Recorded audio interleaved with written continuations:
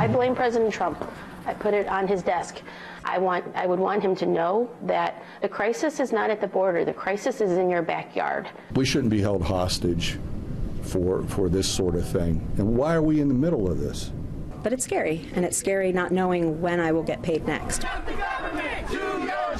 The government shutdown has gone on long enough for federal employees who are working without the promise of their next paycheck. The closure officially became the longest in U.S. history once the clock struck midnight. But what this shutdown is showing them is that many Americans are actually going to pay for the wall with the shutdown and the billions of dollars it'll cost now that it's historic. The epicenter of the stalemate over President Donald Trump's demand for a border wall is quiet this weekend after the House and Senate voted to give federal workers back pay whenever the government reopens and then left town. The fact is, we shouldn't have it in the first place, and it's most unfortunate because people's services are being withheld, people's paychecks are being withheld.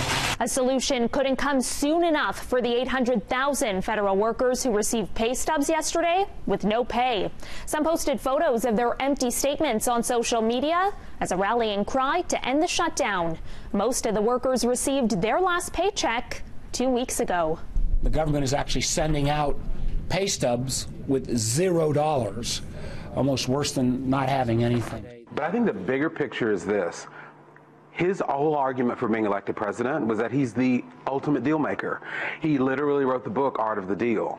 But even as Trump holds out for billions in new wall funding, he insisted on Twitter today, "I do have a plan on the shutdown."